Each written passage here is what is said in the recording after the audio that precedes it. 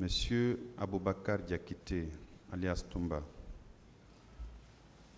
lors de votre interrogatoire, vous avez dit que vous avez vu Monsieur Marcel Guilavogui entrer au stade du 28 septembre et que c'est juste après son arrivée que les tirs ont commencé.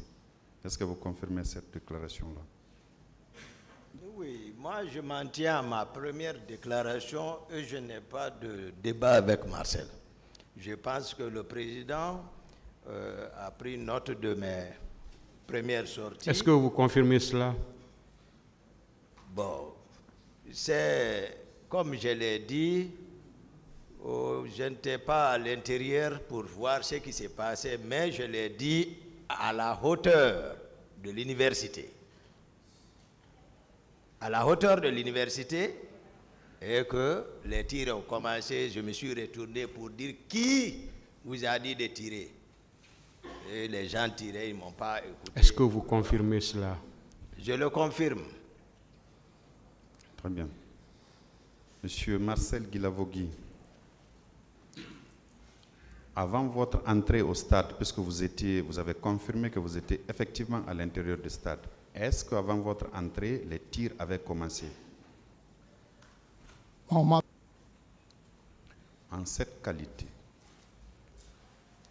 est-ce que, je reviens sur une question qui a été posée par mon collègue, est-ce que vous receviez régulièrement des informations des différentes garnisons, ou les informations les plus sensibles tout au moins? Vous en receviez? Merci, monsieur le procureur.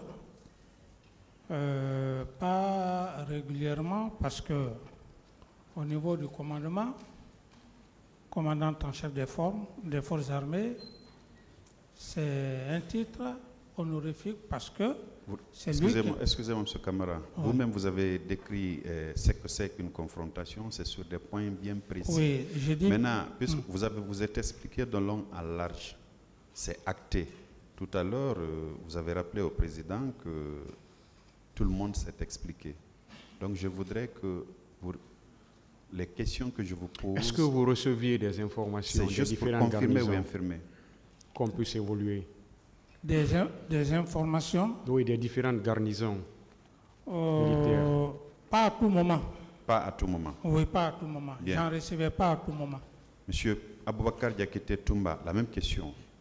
Est-ce que, monsieur, parce que vous étiez son aide de camp, est-ce que monsieur Moussa Dadis Camara recevait des informations, ne serait-ce que sensibles, des différentes garnisons militaires à travers le pays? Oui, je vais le dire pour vous, c'est-à-dire donner vraiment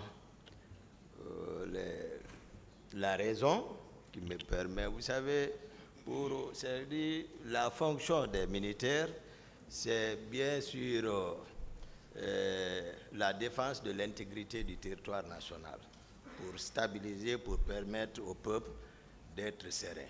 À cela, n'oublions pas, l'armée, toutes les informations du pays, tous les services de renseignement, que ce soit la DIGRI, que ce soit la DEGRE, que ce soit le deuxième bureau, sur le chef d'état-major général, que ce soit le renseignement sur le ministre de la Défense, que ce soit le bureau de renseignement de la gendarmerie nationale, que ce soit celui de la présidence, tout converge à celui de la présidence.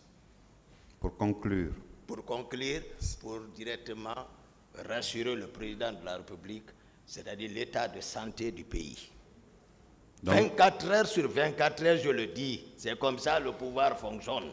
Ce n'est pas spécifique à la Guinée, ça c'est partout ailleurs. Très bien. Voilà. Monsieur Marcel Guilavogui, la même question. Est-ce que vous qui étiez proche du président de M. Moussa Dadis Camara, à l'époque président de la transition, est-ce que vous étiez informé sur le fait qu'il recevait ou pas des informations à travers les différentes garnisons du pays? Bon, le président Dadis et moi, je ne suis jamais resté dans son bureau qu'on vient de faire un compte rendu, mais je sais que le président de la République, il est censé d'être renseigné. Est-ce que vous étiez informé qu'il recevait toutes les informations? Moi, je ne suis pas dans le commandement, je n'ai pas contrôlé cela. Est-ce que vous le saviez? Bon. Il était informé parce qu'il est président. C'est bon.